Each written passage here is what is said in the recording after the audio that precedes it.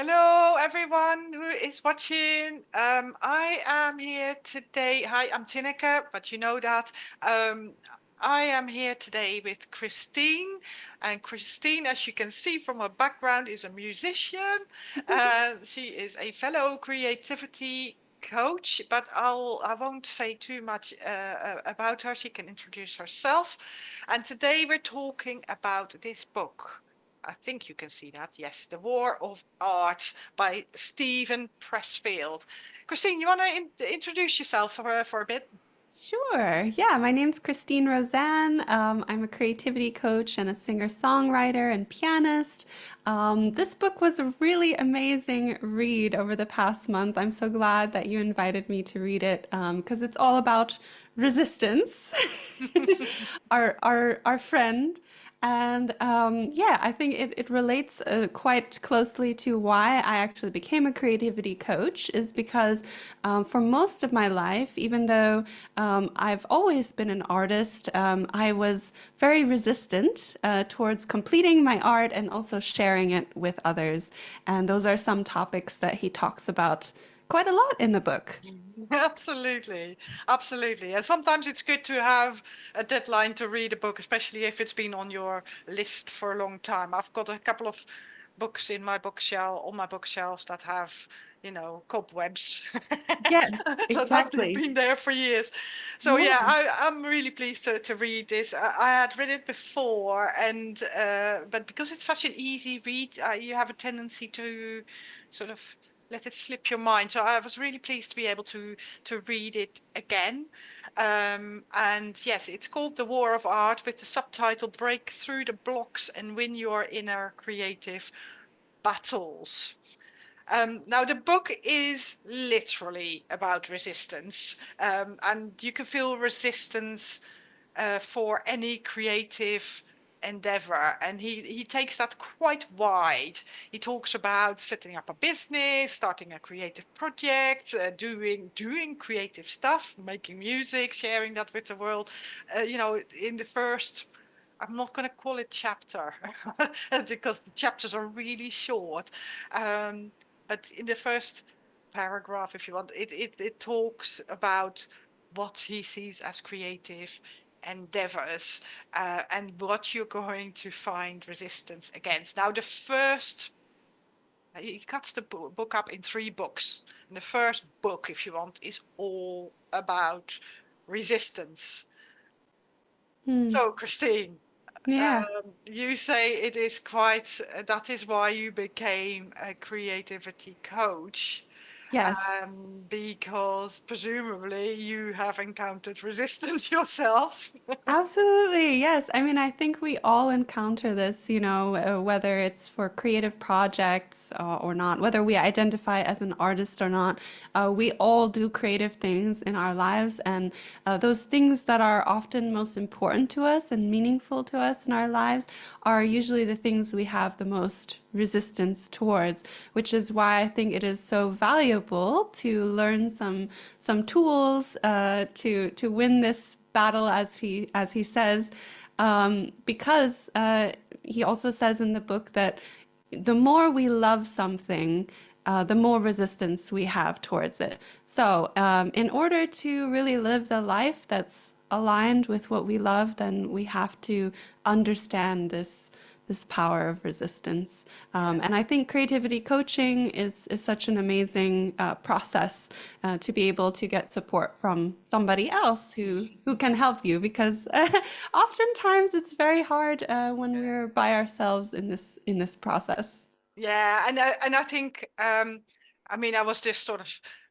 leafing through the book, and one of the things, oh gosh, I'm trying to find it again. Of course, it says, oh yeah, here, resistance only opposes in one direction, and that is exactly what you're saying, really, isn't it? Because if you are I don't know, you have your own creative studio, but then you want to, you know, go and work in a supermarket, you will find precious little resistance there. Yeah. Yeah. um, that's what he's saying. So, well, he says, so if you're in Calcutta working with the Mother Teresa Foundation and you're thinking of bolting to launch a career in telemarketing, relax. Resistance will give you a free pass. Yeah. Um, so this is about, this is about your higher calling Yeah. almost, and Mhm. something that really matters to you and really has meaning to you. If that is what you're looking for, then resistance comes shooting in Mm. left wing and Yeah. uh, and stops you basically, Yeah. or tries to stop you from doing that. I So that really think it's kind of a almost like a hopeful thing, even though I think the way he describes it in the book, it can feel quite threatening, like it's like this evil kind of force somehow that we have to battle. I mean, he uses this word war and battle and all of this stuff.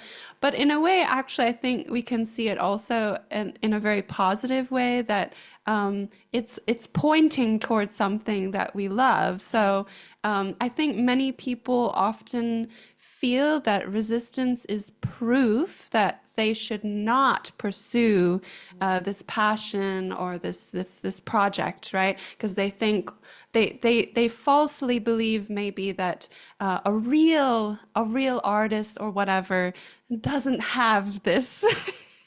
But that's think again. it's nice to see, that is just completely untrue. Of course, we all have this, and in fact, it's the things that are most important to us that actually get the most, Most the most. resistance. Yeah. Yeah, So yeah. it's a good thing in a way.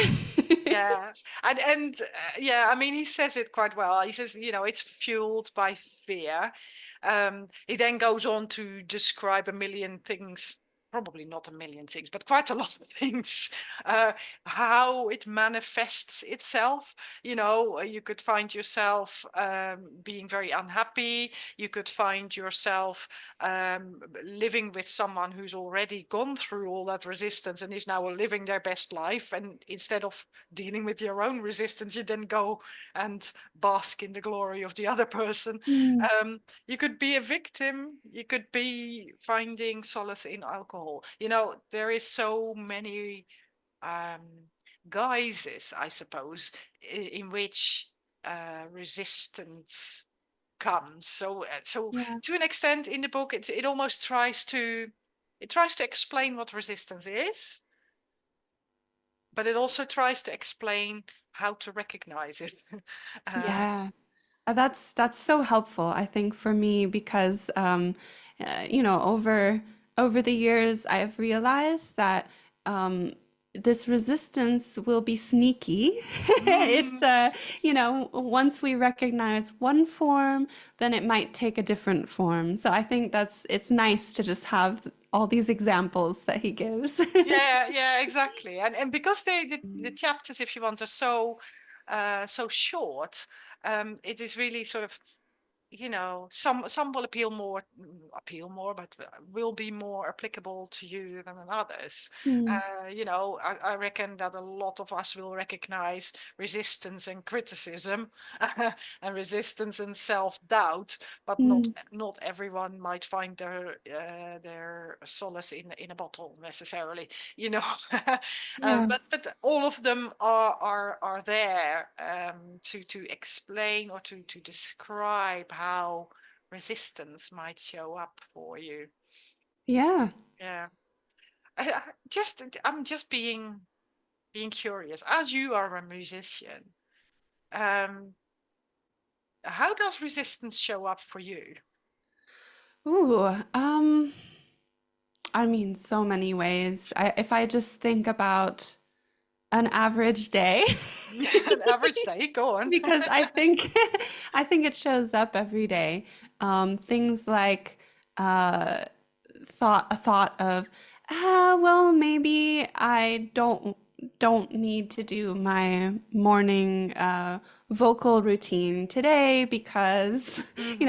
I'm too busy, right? I think, for example, for me, busyness is a big one. Like, Hmm. okay, there are chores to do, there's other things to do, and just basically pushing my creative practice down the priority list. Yeah. And I think that is really a common one for a lot of people is just that as soon as some other task comes up, we then tend to shift to that first before doing the creative thing. And unfortunately, because we are really busy our whole life, I think, then, the years can go by that way. And I think for a long time, that was a very big excuse for me was I just don't have time. Um, Another excuse or another form of resistance that's common for me is just I'm yeah, I'm not good enough or it somehow like it's not worth it or valuable for me to share my work, right? And so for many years, I really bought into that one, saying, okay, well, it's a nice excuse actually. Like, well, Yeah. if it's not that good and maybe nobody cares anyways, I don't have to put all the work to do it, you know? Um, Yeah. so that's another one that I deal with a lot, and I can address it by telling myself what I really believe, which is that it is worthwhile for me to share my work, and even if it's only speaking to one person, it's already worth it. Or even if it's nobody, it's still worth it because when we create and we put our works into the world, we are actually setting a positive a role model for others in the world that they also can express themselves. And I think this way of being in the world is, yeah, it's very valuable to do no matter what. Mm. Um, yeah, I don't know if I answered your question. That was a No, no, long. no, no, no. That was a little, but that. I think that is so true for lots of people. And I mean, you and I have met through the creativity coaching training by Eric Maisel, and in one of his books, and don't ask me which one, but in one of his books, he says you need to choose to matter, Mm, um, because so often things do tumble down the priority list, even though we long to be doing these things. We almost think of them as frivolous, yes. we'll get around to it once the to-do list is done. And of Hmm. course the to-do list is never done.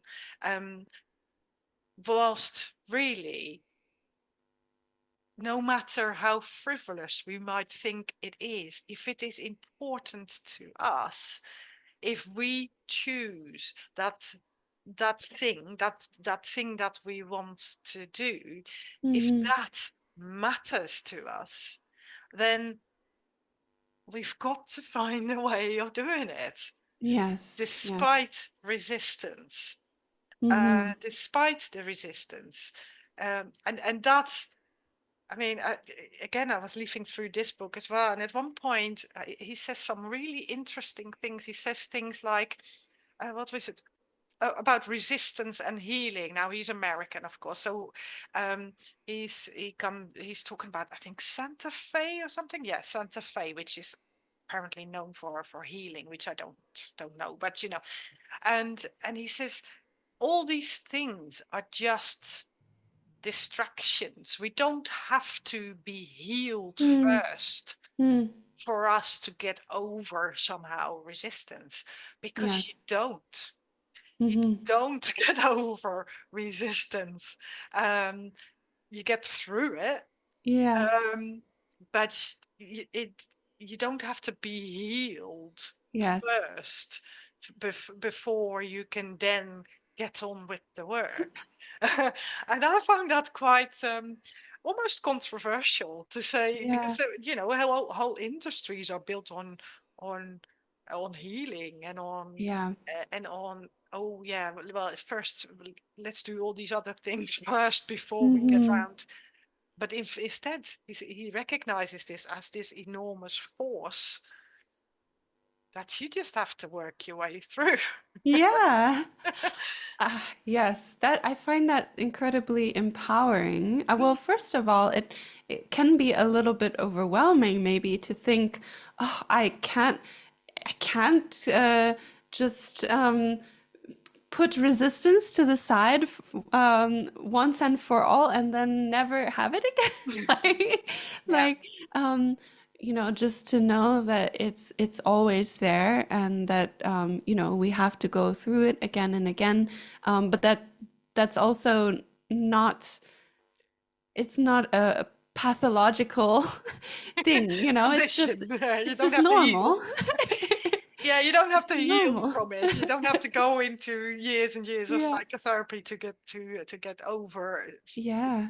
And that And that I thought was quite like okay. yeah. And the other thing which I also found really interesting, he talks about resistance and support. Um, and again, that's probably a kick to the self-help industry, which is, instead of doing the work, um, go and do a workshop. Mm, Go yeah. and get support, go and find support from others. Um, Yeah. and whilst I'm all for support from others, what he's really saying there is, don't you just got to do it. Right.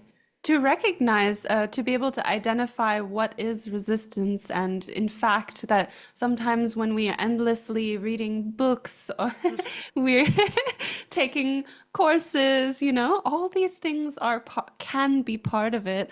I mean, I don't think that he's saying you should never take any course in your life anymore or something like that. I think he's just reminding us that at the end of the day, um, there's we have this tendency to keep preparing and preparing and preparing to do the thing. But if we're doing that our whole life, then that is really a clue that that is one of our forms of resistance. And that's another one for me.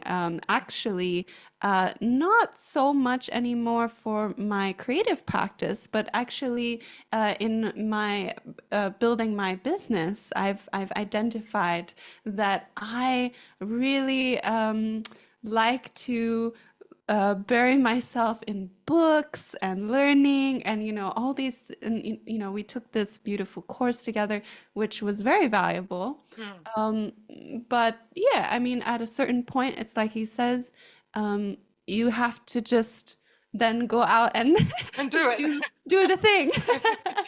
Exactly. um, so there's not any amount of preparing that can really make you actually ready for that, because it's gonna be hard no matter what.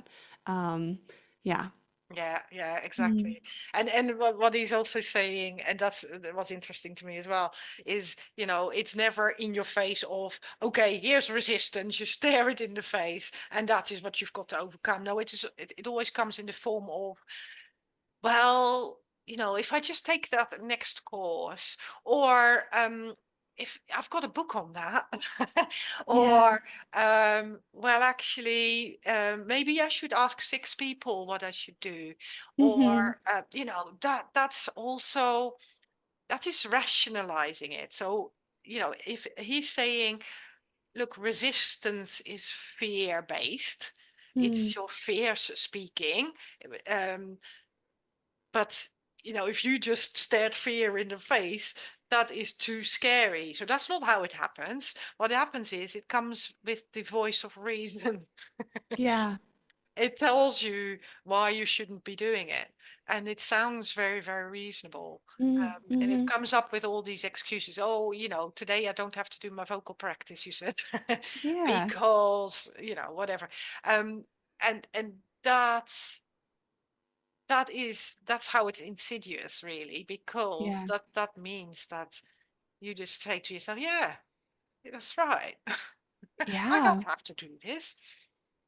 I found it interesting. I forget which section it was, but he talked about the different parts of ourselves. Like there is the ego, which is very Mm, concerned with more the immediate material world, material things, and like you said, it has this voice of it has a practical function to keep us safe, to you yeah. know, to make to protect the status quo somehow.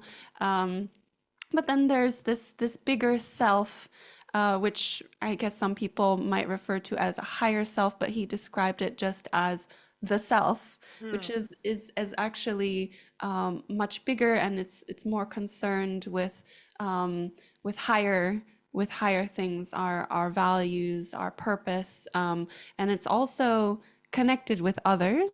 So it's connected with basically it everyone. recognizes that we are all connected, right? Yeah, yeah. Whereas the ego is the part of ourselves that just says we are just one individual and we have nothing to do with anybody else.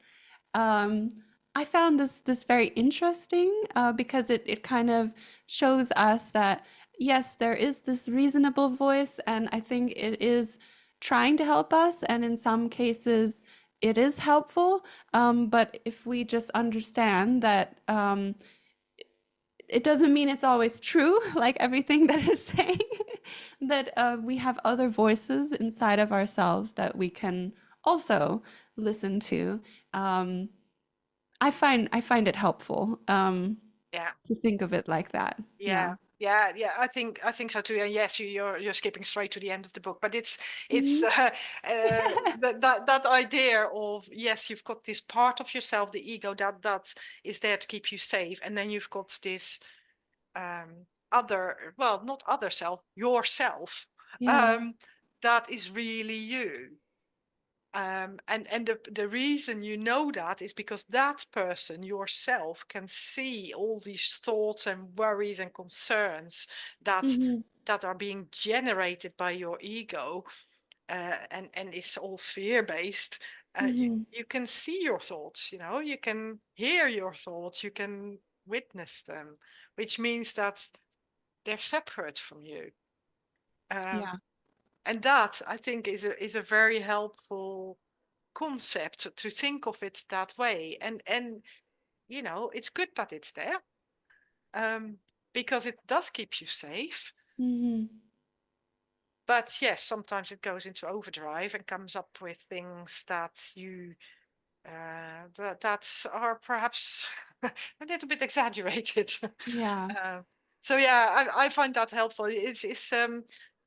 It's very much in line with some of the more sort of philosophical works. I've got books by Eckhart Tolle. I never know Hmm. how to say his name, but he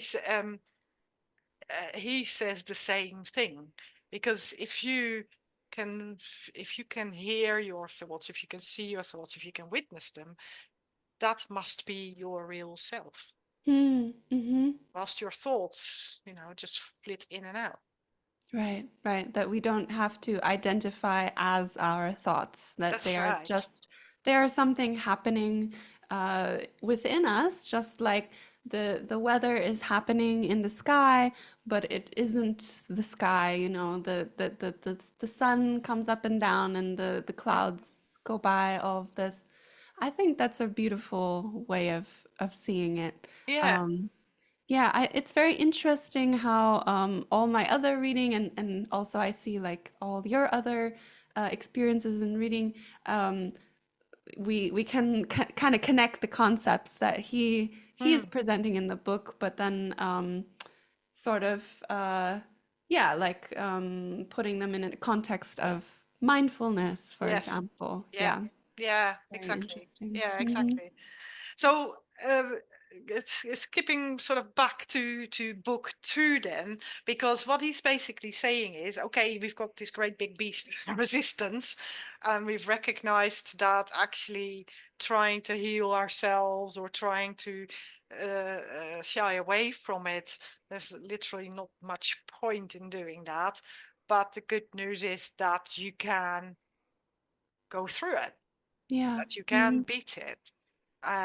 He does. I mean, the book is called The War of Art, and when I Yes. was listening to a podcast with him, it I think it. I think he said that he had been in the army, and that Yeah. explains a lot. Yes. I was thinking that as well.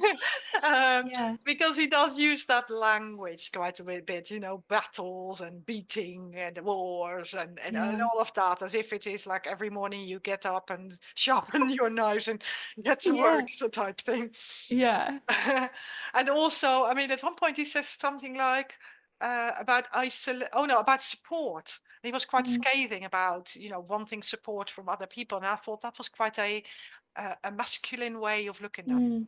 looking Yes. at things, Hmm. because I don't think necessarily that if we seek support from others, that is about seeking um, reassurance. I don't think that is necessarily always the case, that we are seeking for solutions outside of ourselves, Hmm. but perhaps in a more masculine world that Yeah. is like that. I don't know. It was an I interesting one. I completely agree. I think that's the one aspect of the book maybe that was I didn't quite resonate with Mm, is this very I feel that it does a little bit play into a stereotype that we have in our culture of the artist as a lonely, suffering man. mhm. Like usually a man, right? But and also that he's this hero, right? He's like fighting this inner battle and he's really miserable. And somehow this is very romantic and tragic and all of this. I think there's a little bit of the language of this book that kind of plays into that stereotype, which I personally think there's another side of the story which can really help us, which is Mm. um, that an artist, you know, doesn't have to be miserable all the time. That there's joy in art, and in fact, maybe it doesn't have to be a battle all of the time. So that's one of the things in this book that I felt that uh, maybe I didn't totally resonate with is that it is portrayed always like a war. Um, on the other hand, I do see some value in using this language. I think it really depends maybe on the individual and what kind of language is more motivating and inspiring. Because I think perhaps some of us do benefit from like getting a kick in the butt, kind of, just like just do it, and then or maybe even it's at different points in our lives. I could even imagine maybe sometimes we would like to be a bit more strong, and other times maybe it's time to be a bit more gentle. And in the case of resistance, I don't think it's always has to be seen like our enemy. I think a lot of the things he said in his book actually shows that it can be our friend. Like I said earlier, it's pointing towards. He says it's pointing towards what we love. So, in a way, that is a helpful thing. It absolutely is. It um, absolutely is. yeah. So I Yeah. think there's both ways of looking at it. And in fact, I think if you read the whole book, you do see that it's not all, he doesn't show it as all just like Oh, war no. and fighting and but No. certainly that is the metaphor that he goes into the book Yeah, with. yeah, Yeah. yeah, I Hmm. agree. I agree. And it's interesting really because, over the last so many years I've lived a lot in the world of women, and you can see especially women business owners have such a well, I don't know if it's different because I don't have never lived in a male business world, but um other than corporate. But you can see women changing changing how to do business, how to do art, how to be Mm, creative, and doing that much more in a collaborative way than yes. than men Hmm. perhaps do, and that I think is a little bit reflected in this book. And you know, I appreciate when you do your art, you do it alone. If you want to listen to yourself, you know, no one can listen to your your brain, only you can. Hmm. So there is a a solitary element to Hmm. being creative and doing your art, Yeah. but that doesn't mean that everything has to be in isolation. Uh, Right.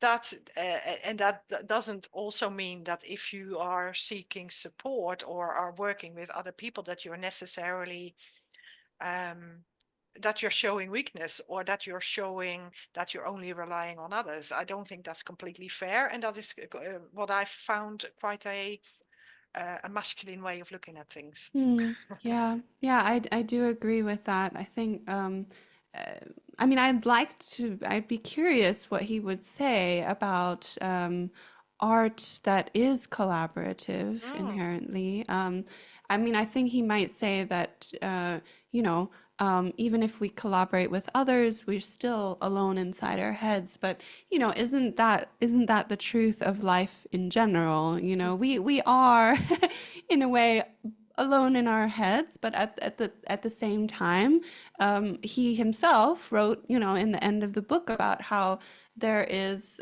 this higher kind of self, which is one with everything and identifies with everyone. So, in that sense, you know, me alone in my head is actually quite the same as you alone in your head, Yeah, and yeah, yeah, yeah. in that way, we are quite connected. And I personally, you know, as a musician, have had so many beautiful experiences of connecting with other human beings, not only by sharing my music and having them people listen, but also playing with other musicians and having this sort of interplay of inspirations. I'm personally very passionate about improvisation, and I think that is one of the things that when you do that with another musician, you feel quite close to them because you have to really notice them and what they are doing, and they have to really pay attention to you. So um, that I think that is quite collaborative, and I think that when it's done right, these kind of collaborative art forms, we come out on the other side feeling that we created something together, and it's not something that came from just one of us, you know? It's not like the sum of the parts. It's actually something completely unique, which is collaborative. Yeah, yeah, Yeah, yeah. That's beautiful. That is yeah. beautiful. Yeah, I wanted to move into book two, if that's okay, Christine, Sure, because yeah. basically what he's saying is, okay, we've talked about resistance and what it is and how it shows up and all that, and then in book two he's saying, okay, so now what? Mhm, So what is the cure for this? You know, how are we combating, as he calls it, resistance? yeah. Um, and he is basically saying you turn professional. Yes. And what he means by that is you turn up. Mm, mhm, Now, a while ago, I read Big Magic by Elizabeth mm, Gilbert. mhm. I don't know if you've read it. I have, yeah. And Mhm, she describes it really quite nicely, because what she's saying is, look, there is this energy around us. And through all this energy, there is inspiration floating through the air. mhm. and we need to show up on the page every day. Mm. She's a writer, obviously, but we need to be there to catch that bit of inspiration and drag it down on the page. Hmm. And that, in a sort of way, is what he is saying too. You can't just sort of bum about and never pick up a pencil, or never do your vocal Yeah. your Hmm. vocal sessions and all that. I- You need to turn professional. Yeah. And yes, the very first thing, I mean, I'm sort of leafing through it quickly, but the very first thing is, like going to work, you Yeah. show up every day. You're there every day, and you're there for a certain amount of time. And no matter what happens, we turn up, Right. notepad in hand or whatever. Hmm. um, so there is, we're committed to over the long haul. I thought that was a really good one as well, because we so are interested in, oh, I need something right now, Right. Hmm. but, this is for the long haul. This is not something you do on a Tuesday afternoon and that's it. Right. Right.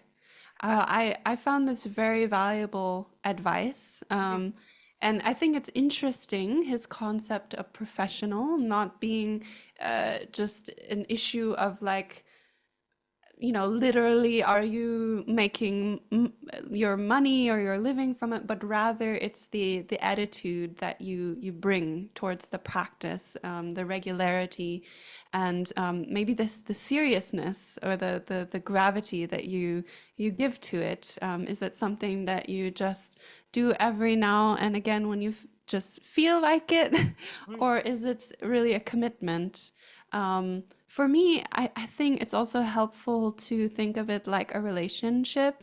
Like if we are committed in a relationship with some person, mhm, then we understand that that means having some regular contact with this person and regularly checking in on them, things like that, are part of a healthy relationship. So for me, that's another way that I like to mm, think of showing up, is that actually we're cultivating a relationship with our creativity and with ourselves as well. So um, that I think helps me. In mm. addition to, I like his analogy of showing up to a job, but I'd like to add also, it's like showing up to a relationship. Yeah, yeah. I personally really, really liked the longevity of it, to say you're not just committed today or tomorrow or even for this week. No, you're committing to doing this. And thinking back to the Elizabeth Gilbert book, I mean, she says that, I think at 18 years old, she said to herself, I am going to I am committing to writing every day. I am Mm, committed not to become a successful writer, right, not yeah. to hang an outcome on it, but to say Mm, I'm going to be the best writer I can be. mm-hmm, Um, mm-hmm, and that for her means showing up every day, sitting down at her computer, writing stuff, showing it to people, um, mm, and sharing it with the world. That is what it means to mm-hmm, her. And that, is she made a commitment at 18 years old, and yes, she got sort of lucky with her Eat, Pray, Love book, that mm-hmm, took off and made, reached millions of people. But that's never set in stone. mm, Uh, so but if you look at it, if you detach that from the outcome and say, well, no, actually, I want to be the best writer I can be, or whatever it is, the best musician you can be, or the best painter, or whatever. That means that you commit to the craft, you commit to the process, you commit to the joy it can give you, mm-hmm. despite the resistance. Yeah, absolutely. I mean, I think that way of viewing it does help a lot, at least for me, with the resistance, because when we set our when we aim to be like you said, like a best-selling author, if that is our goal, oh my goodness, the resistance and the amount of fuel it gives the resistance, because then resistance says only 1 in a million people can be like the best-selling author or whatever. Do Yeah. you really think that you can do it? You know, Yeah. all these things. But if we say, I will write every day, I will write every day, or even I will sit in front of I will open my project every day and look at the page, you know. I There was a writer in our course who I remember, she said that her daily practice is to open the book that she is writing. That's it. Open it. And I found that very beautiful and helpful because again, we detach from the result of what we're doing, and we when we attach more to the process, the fact that we are showing up, I think it takes away some of the fuel that resistance has, because you know really, like, what excuse do we have to not just look at to even open or Yeah. say hello? You know, for me, I like to call it saying hello. So for example, a song that I'm working on, maybe if I'm in an earlier stage, it means opening my notebook and saying hello to the notes that I wrote. Okay, where am I in this song? What's next? And maybe at that point, then inspiration starts to come, and then I will start adding things to it. Yeah. But sometimes the case is that you sit there for 10 minutes and there's just nothing. And then you can say, okay, I said hello. Now we're moving on to the next thing. And that's also okay. We can detach from the outcome of Yeah. that. Yeah. Um, Yeah. yeah. So Yeah. I think that's very helpful. Yeah. Well, I mean, this particular part of the book has, like the first part of the book, it talks about, oh, your professional isn't this and the professional does that and all of that sort of thing, which is all very, very helpful. There are a couple of things that really struck me. One is that Steve Pressfield himself, who is now a famous writer by all accounts, okay, he's getting on a little bit, but he didn't write for money, if you want, until well into his 40s. Mm, yeah, But he stuck with it. And even when he wrote his first screenplay, well, not his first screenplay, but when he wrote a screenplay that actually was made into a film, it completely flopped. yeah, yeah. And people were absolutely scathing about it. And you've got to pick yourself back up again and then keep on Hmm. going. So it comes back to that Elizabeth Gilbert thing. You've got to keep on going because you know, because it is what you want to do. Mm. You want to Yes. make music, you will Hmm. continue to make music because you want to. Right, right. And the other thing that really struck me was about, um, I mean, I run the Artist's Way group. We're Hmm. currently coming to the end of the second group I've held. I do it once a year, and in the Artist's Way, Julia Cameron says, things have to be a bit fun for you to keep on going, and I'm missing Yeah. that a little bit. I'm Mm. missing that a little bit in this book. Uh, Yeah. Yeah. I think that again goes back to this analogy of war. yeah, yeah, I Because agree.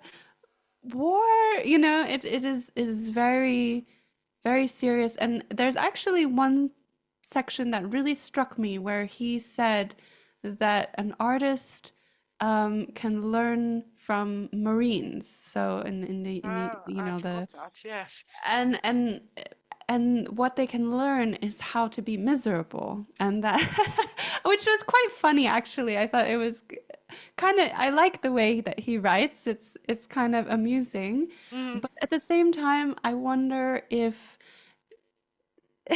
maybe actually there are already too many artists which believe that being miserable is the heart of being an mm. artist. And maybe actually this is a problem, because I think that maybe what he's actually trying to convey is just this discipline of showing up every day, which yes is sometimes it can be very very difficult to do. Yeah. So in a way there is this suffering, but on the other hand, if it is something you really really love, um, then that discipline maybe it doesn't have to be so Disciplined. uh yeah, it's not always just being miserable. Well, and that's interesting because, as I say, in the artist's way, there is this real sort of emphasis on things being a bit fun, Mm, and because the what she's saying there is your inner artist is a child. It's an artist child that yeah, for you to be creative, you need to have a bit of fun. yeah, And in the long run, yes, discipline will get you places, yes. but enthusiasm gets you a lot further. Mm, Um, mm, and I was missing that a little bit. There's a lot of yeah, mm, focus on, being miserable and on. I forgot actually that part. yeah. Christine went from That my mind struck for a while. me. Yes, well, exactly, Yeah. and and discipline, because there is almost it's almost like, oh, look at me being dutiful. Mm, yeah, But you're doing something that presumably you love doing. right. That's your calling, that is what you want to do, what you want to Hmm. share with the world. This is your gift. Right. I uh, think it's important for us to regularly check in with ourselves what we actually want to do. mm, And it like you said, discipline is in terms of showing up every day, it's very valuable. Um, but if we are miserable, it can also be a sign that maybe there is something not wrong, quite right. that Yeah. we need to change something. So I think it is important to be able to distinguish between sort of a positive suffering, if you will, like just like, when, for example, I love dogs. My husband and I, we rescue dogs. That's one of our passions. And recently we had a dog who was quite difficult, and he found his home now and he's very happy. But we had to work so hard. And yes, we suffered, like we struggled. Like it was not an easy road, but we love this, we love to see the progress. We love to see now, like, we get the pictures from his new family, and it's all worth it, right? Yeah. So that is one kind of suffering. And I'm not a parent, but I've heard from parents, for example, like, it is hard to be a parent. But you also hear a lot of, like, just, that they would not trade it for anything, or I think there's a difference between a kind of suffering where that this is worth it, this is suffering because of love, versus you're just miserable. And unfortunately, I think there are a lot of artists, and I've met musicians, as an example, who um, somehow along the road they lost the joy, Yeah. Yeah. and they are working very, very, very hard, and maybe they are even very successful. So I think it can be a bit confusing for people when they think, okay, I just have to be miserable and suffer a lot and work really hard, then that's how I can get to this goal of, being the successful artist that I've always dreamed of. But I think it's so important for us to actually reflect along the way, Mm. like, is this really the goal that I want? For example, do I want to be a concert pianist, or maybe I would rather sing, pop songs, or maybe who knows? There's so many things that we can do creatively, but we often set our goal on something that the world says is successful, Yeah. and then we can become very miserable. And I've seen that many times. Mm. Yeah. So, anyways, that just to sum up, I think that it is a bit dangerous for us to equate being very miserable and working very hard as the sign of like, okay, we're defeating resistance, we are, you know, Yeah. doing a great job. It's also important on top of that to say, okay, we are fighting, but what are we fighting for? And is that really what we want? Or maybe we actually want to adjust our course and go fight for something else. Well, and this is it, isn't it?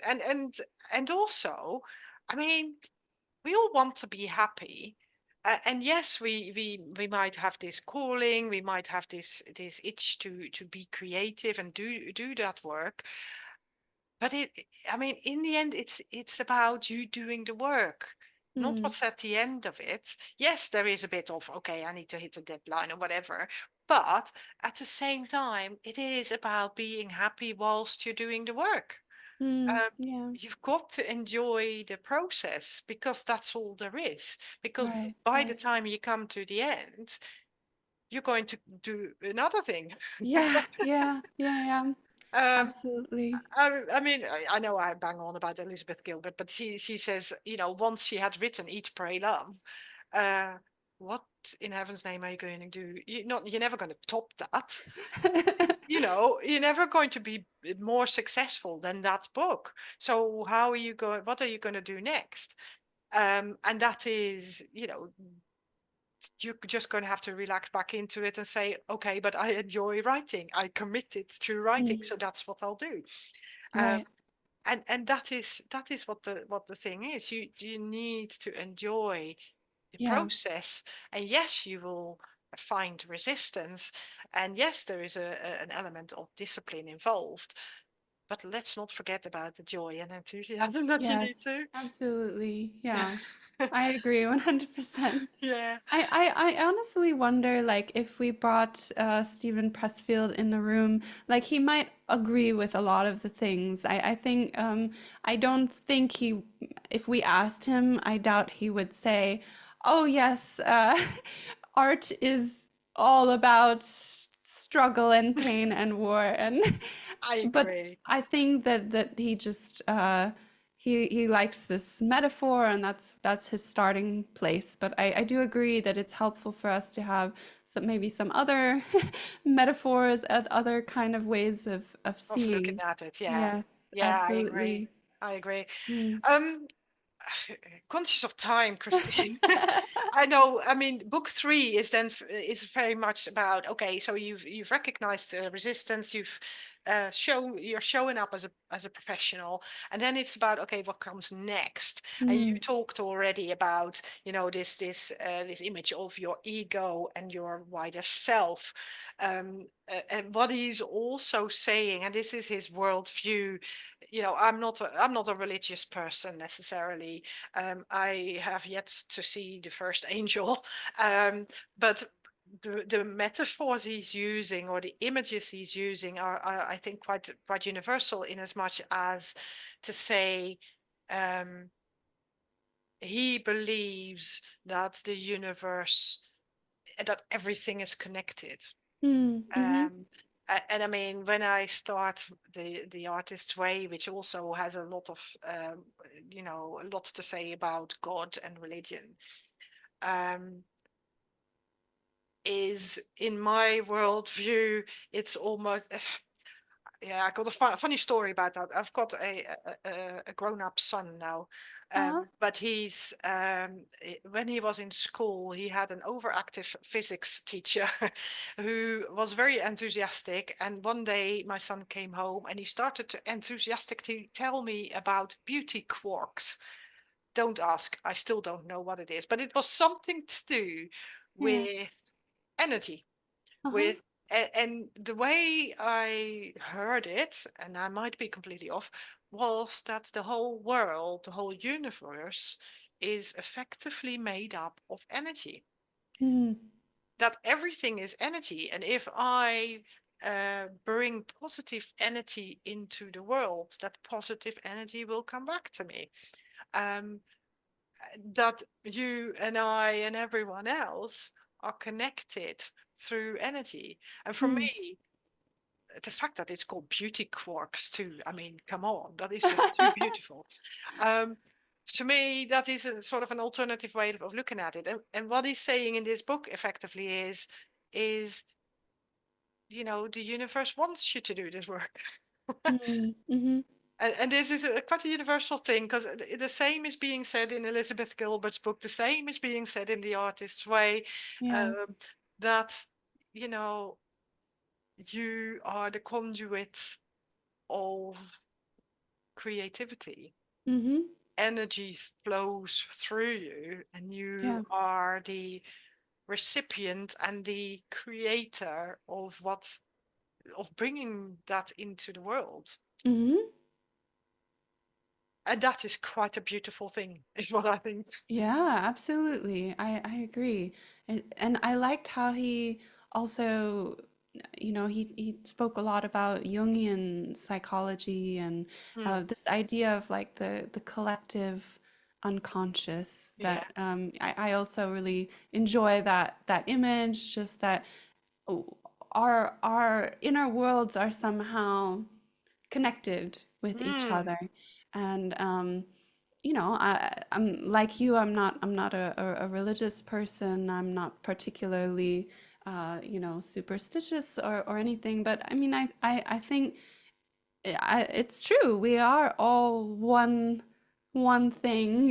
This whole universe and everything inside of it is is just one one thing. I liked what Alan Watts said, a great philosopher and teacher who said that we think that we are the wave on the ocean, but we are actually the ocean. Yeah, yeah. So we're, we and our individual self is just like a wave, but that does not mean that we're somehow separate or disconnected from the rest. In fact, we're just one ocean.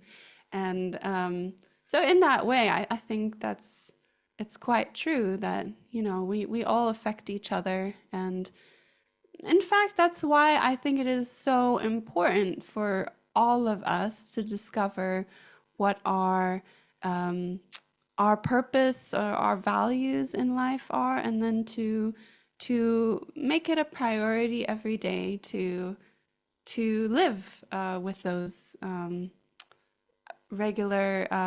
being regularly incorporated into our life, because that creates a different energy within us as well as the people around us, I think. Yeah. Yeah. Yeah. And it's, yeah. uh, I wish I had kept it, but this morning I saw a quote somewhere and it said, it was a Picasso quote, and it was something about this. Gosh, if only I could remember it. Something about the meaning of life is to find out what you're great at, and the Hmm. purpose of life is to share it. Ah. Hmm. Words Yeah. to that effect. Yeah. Yeah. And or to give it away even. And the Hmm. purpose of life is to give it away. Hmm. And I thought that was quite good. Yes. Yes. Yeah. Yeah. It is profound. I mean, I think didn't Stephen Pressfield say in this book also that um, we he said something about that, like what we are good at? Now I've forgotten. Now I've forgotten. Hmm. Yeah. We will Maybe. find it out. I will have a look in the book and put a quote in the in the group. Yeah, I Yeah. highlighted so many quotes, and I know. there's really so many amazing Yeah. quotes in there. Amazing. Yeah. Yes, Christine, some last words. First of all, did you enjoy the book? Yes, I enjoyed it. I would definitely recommend it. Yeah, with just the caveat that I think that there's more than just war in art. There's Yeah. also peace. Maybe there's also peace. And joy and And joy, enthusiasm. yes. All of those things. But of course, I think he also, in the end, agrees because he talks about love. For the higher self, love is the supreme emotion and being connected to others and all of these things that I absolutely agree with. Hmm. Um, yeah, final words. I think my favorite thing is just this idea that resistance points the way. So if we are very resistant to something, that's a clue for us to pay attention and see what are we resistant to, why are we resistant, and could it be that actually there's something in that direction that we really, really need in our life. And on that note, I'm going to finish our book club. Thank you so much, Christine. It's Oh, been an thank you. absolute pleasure to have a good old chat about this book and about art and creativity and hear your thoughts on the book and on creativity too. So thank you so much for coming here and talking to me and yeah, just having Absolutely. a good philosophical chat about all Yeah, things creativity. Thank you. anytime. Let's do it again. I really enjoyed having this deadline so that I actually finish the book. That always helps. Yeah, fair enough. Fair enough. Yeah, Thank you so much, Christine, and have a lovely evening. And for everyone who's watching, thank you so much and hope that you enjoy the book too. Let us know what you think. I'm holding it in front of the camera, but that's not working. There you are. This there is it the book. is. Thanks, All everyone. right, Thanks, thank Christine. you. Bye-bye. Bye bye. Bye.